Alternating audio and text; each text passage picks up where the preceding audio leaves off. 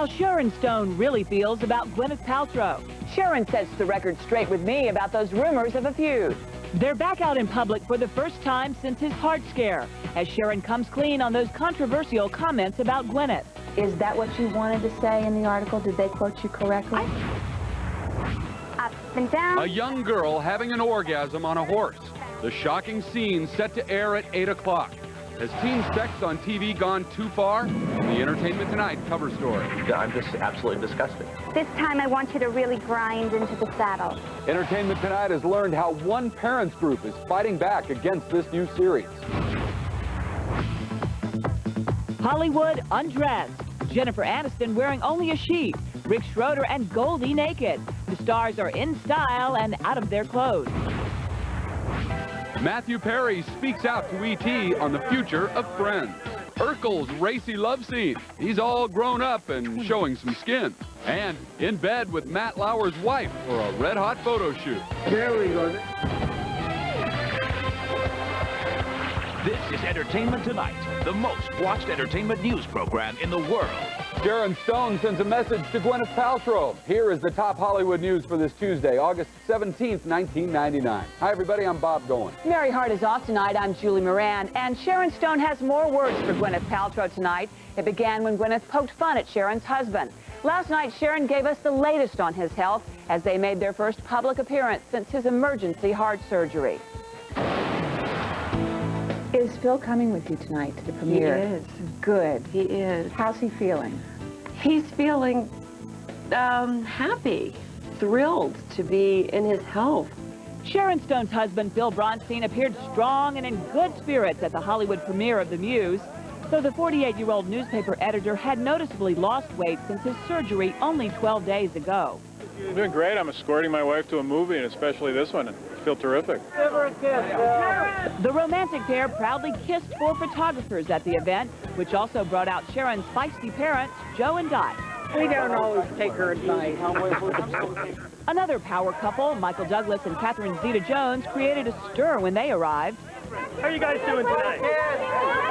The premiere was a benefit for Sharon and her sister Kelly's charity, Planet Hope. And inside the party, Michael Douglas introduced Sharon and Phil to his new love. No more cameras. Earlier in the day, I sat down with Sharon, who was wearing a vintage pink feather hairpiece. The deeply spiritual actress spoke openly about her husband's recent scare. Is that the most frightened you've been in your life? I think when you really, truly love somebody, you don't go to fear. Later. Right. But at the moment. You go. Yeah. You know, you think you have anxiety attack, you know, when you're by yourself, but not in the face of it. You can't. You know, Sharon, as always, with you, there's buzz, and there's total buzz about this Movie Line article.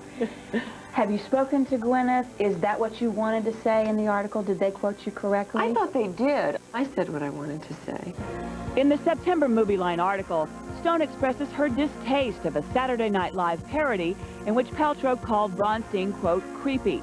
Sharon responded in part by saying, quote, I don't want to believe she has any malicious intent. I want to imagine that she's just that naive. I think that she's an extraordinarily talented, pretty girl who is in that heat and glare of the spotlight. Sharon believes it's that spotlight that caused Paltrow to perform in the mean-spirited skit and wanted to tell Gwyneth women should be for women, not against. The women who fought for our equality fought so that we didn't have to go in dukes up. So we should go in heart open because there's space for that now. And that's just, I think, what I wanted to impart. I have good news for you. The Muse in theaters next week finds Stone imparting her comedic talent opposite Albert Brooks. The 41-year-old actress even has a daring nude scene. I think really being naked at my age is like, you know, I get stunt pay for it. So my husband said I found my niche, nude comedy. Oh, there you go. And Sharon told me she hopes her next big project is starting a family with Phil. Give me a little of your mojo, maybe it'll happen to me. There you go. There you go.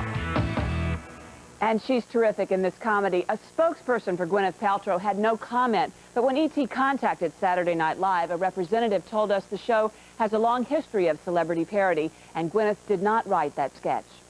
did Charles Gibson fall asleep today live on the air during Good Morning America? Take a look.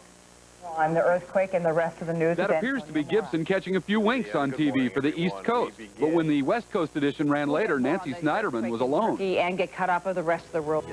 GMA told us Gibson was absolutely not asleep, that he was listening to the report. The problem, they say, was he was not supposed to be on camera, so they corrected it for the West Coast. Hey, even if Charles did nod off, who could blame him? His day starts around 3 a.m. Now, in fairness to Charlie here, he's also been working a double shift lately. Last night, he was up late. He was filling in for Peter Jennings on World News Tonight. Meanwhile, Matthew Perry is breaking his silence about the future of Friends, and there is a big casting to report in tonight's ET News Brief. We haven't even really talked about it. What basically we know is that we're going to, we want to stick together as a cast. Matthew Perry shared with ET News that negotiations to bring Friends back in the year 2000 for a 7th season and beyond have yet to begin. It's estimated the new deals could be worth $250,000 for each cast member per episode. John Cryer could be returning to series television. He's joined the cast of People Who Fear People, a mid-season comedy pilot for ABC. The sitcom reunites John with Maria Patillo. They teamed up 4 seasons ago in the short-lived Fox comedy Partners. E.T. has confirmed that Will Smith is in negotiations to join director Robert Redford for the new film The Legend of Bagger Vance. Will would play the title role in this period drama about a black caddy who guides a Southern golfer as he competes against the pros. Matt Damon is reportedly considering the role of the golfer. And there is news today about the Planet Hollywood restaurant chain in which Sylvester Stallone, Bruce Willis, Arnold Schwarzenegger, and Demi Moore are minority owners. It's about to file for bankruptcy protection. The restaurants will continue to do business while the company restructures in order to pay off $250 million in debt. Freddie Prinze Jr. was only 10 months old when his famous father died. Today, Freddie is one of Hollywood's hottest rising young stars. And we're taking you to the set of his latest film, head over heels for an E.T. first. This is the hardest movie I've ever done. It really is, having to work with a bunch of supermodels. Oh my God! I'm the only guy in this movie. It's a tough job, but Freddie Prinze Jr. is ready to do it. In his new movie, Head Over Heels, he co-stars with Monica Potter, playing her boyfriend with a mysterious past. He's got a dark side to him that is just something I've never dreamt that I would get to do at 23 years old. At 23, Freddie has become one of Hollywood's busiest young actors. While roles in movies like She's All That have made him a teen heartthrob, just don't call him a sex symbol. You start to buy into that stuff, and that's like, right when you do that, right when you go, yeah, I am a sex symbol, that's when they yank the carpet like right out from under you and cut your head off. In real life, Freddie's head over heels for actress Kimberly McCullough, his girlfriend of nearly 4 years. And he loves playing her romantic leading man. I bought Kimberly this watch. She really liked this one watch. She wrote like pretty watch. And I set up like clues like all around our house that kind of like sent her to another clue, to another clue, to another clue, to another clue, and then to where the watch finally was. And she seemed to like that. She cried a little bit, and I got a lot of kisses. Well, Jennifer Aniston posed underneath a sheet, Goldie Hawn and Bubbles. Now coming up, why these stars are naked in the new InStyle magazine. Is this new show with a schoolgirl having an orgasm on a horse too racy for prime time? Parents speak out about this controversial scene. Why Matt Lauer will be seeing red, where inside the photo shoot is his wife Annette turns cover model. Next.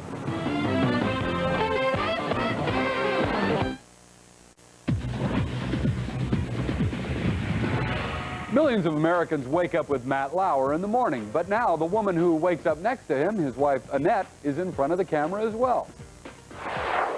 Say hi, down and country. Hi. Draped in dresses worth tens of thousands of dollars and jewelry in the $1 million range, Annette was just the person that Town and Country wanted. We were looking for someone that was intelligent, that was smart, that was beautiful, that really portrayed elegance.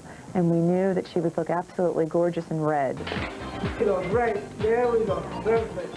Jane says that red is the fall's hot color, which is why Annette is wearing this slinky $5,200 Bob Mackie with $25,000 ruby, diamond, and platinum earrings.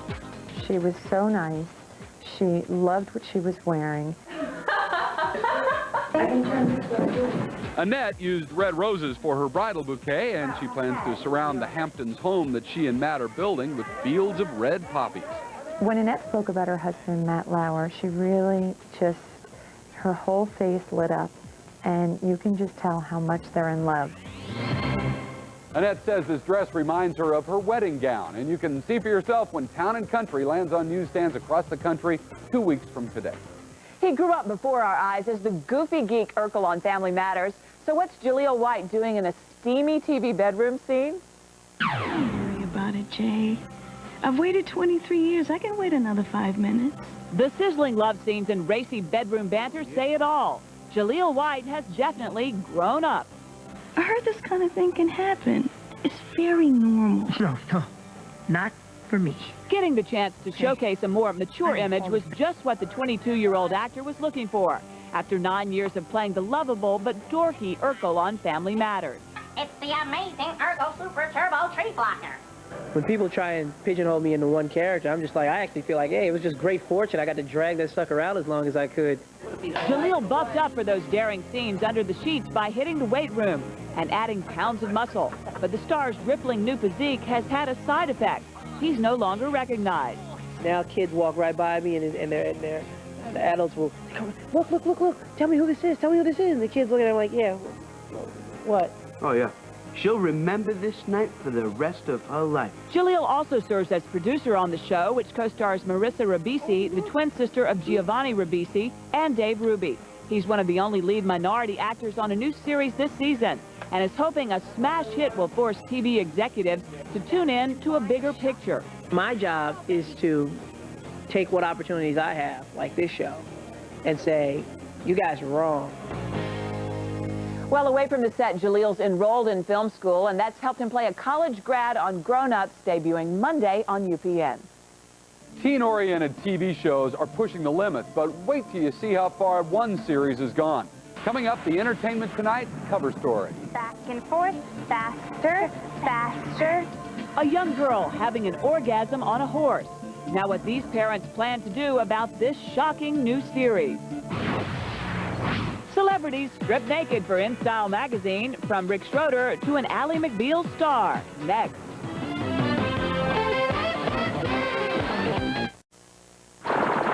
Tomorrow on Entertainment Tonight, I'm first on Michael J. Fox's Spin City set with Heather Locklear. Welcome to my world. I mean, Mike's world. From Melrose to Manhattan, Heather talks about her new apartment, how she feels about New York, and what happened in Central Park. Heather Locklear's been in New York for 2 weeks, and already she's been in the back of a police car. Who will be the first to win $1 million with Regis? We were first to take you to the set of his new hit show. Now we're back behind the scenes. That's tomorrow. Jennifer Aniston, Goldie Hawn, and Annette Bening are in the nude, but not on the big screen. They're just a few of the stars who dropped their inhibitions and their clothes for InStyle magazine's What's Sexy Now issue. The magazine's September issue asked the question, what makes someone sexy? So the stars bared their bodies and their souls for the answer. Cover girl Jennifer Aniston reveals hands are her favorite body part, and she likes her men rugged. She admits that she likes her men a little bit scruffy, a little bit off-key. She says, you know, perhaps a scar or maybe a chipped tooth, which Brad Pitt has been sporting these days, is just the thing to attract her attention. Ally McBeal's Lucy Liu, draped only in her raven locks, says she's partial to bottoms. David Boreanaz takes a bath. Actress Rebecca Gayheart of the upcoming ABC series Wasteland takes everything off and reveals the nape of a man's neck is what she finds sexy. John Leguizamo wears only a chain around his neck and a tattoo on his arm, while Matthew Broderick settles in with a good book and nothing else. Goldie Hawn and daughter Kate Hudson seductively suds it up for the camera. Kate says nudity was a way of life in her family, and her bubbly 53-year-old mom confesses sex gets better with age. Patricia Arquette goes nude in nature. Taye Diggs claims he used to think of himself as a nerd. And 40-something Annette Bening says she's teaching her 3 kids to be more open about sex. NYPD Blues Rick Schroeder does cannonballs in a lake near his Colorado home. But while he's a bit shy about bearing his bum, he recently told E.T. it wasn't such a hardship when he had to do it on the show. My wife, you know, she's always told me I have a nice butt, and, you know, it was all right. I spoke with Rick just the other day, and he was really worried that there might be something sticking out of the picture, but I assured him that there is nothing showing. It was a perfectly safe, adorable cannonball. Well, also in that In Style that comes out on Monday, Jennifer Aniston reveals her favorite place to go people watching. Teen sex is a hot topic on television these days, what with popular shows like Dawson's Creek and Felicity. But are these young dramas becoming too explicit? Well, one new series set to debut this fall pushes the envelope further than ever before. And now concerned parents are speaking out in the Entertainment Tonight cover story. Up and down, back and forth, faster, faster. I'm just absolutely disgusted. This time I want you to really grind into the saddle. That will not be allowed in my house. It's not the kind of reviews a new show hopes for, but that's just how these parents reacted when E.T. gave them a behind-the-scenes glimpse of Manchester prep. In this racy scene, series star Amy Adams pushes an unknowing Carrie Lynn Pratt to reach an orgasm while riding a horse. Now I know why girls like horses. It's just not right. It's immoral. No way my kid's watching that. But it may be hard to stop them. The Fox series about scandal and betrayal in a New York prep school is scheduled to kick off the family hour at 8 o'clock on Thursday nights. I think it's completely inappropriate. John Carvelli is on the advisory board of the Parents Television Council. He believes content like this is harmful to young viewers. Not unlike letting your children play in a toxic waste dump. I mean, they're going to get sick from this stuff. As a parent, I'm bothered by what message are we giving to our kids if this is the stuff that is on TV. The Fox network tells E.T. that these scenes which we shot are not necessarily indicative of what is contained in the series. Series creator Roger Cumble defends his show. He says it offers morality with its sexuality. Cut! I try to be responsible. I mean, at the end of the day, everyone learns a lesson. It's just how you go about learning that lesson is where we're trying to be different. The show is inspired by Cumble's feature film Cruel Intentions, and he admits he's ready to give audiences an eyeful and more. The more they want me to push it, the more I'll push it. That's not a problem. I mean, they admitted the point. I have to give them that. At least they're honest about that. We just have to shock so we'll get people to watch us. If that's your point, then go away. Go do something else. I was disgusted. I was shocked that they actually planned to put this on an 8 o'clock time slot, trying to go against, I guess, Friends. The first thing was embarrassment, and then I felt really ashamed for her to be doing it. Back on the horse now. I think we're ready to try advanced jumping. As for the young actors involved, they believe this sensitive scene was handled with the proper restraint. I think that we don't really push it. We do a lot of implication. We imply situations without painting a really clear picture. It's almost like they're leaving it up to you to decide if it's really bad or not. Amazing. But that's an easy decision for Carvelli. He says the Fox network will be hearing from his organization. Absolutely.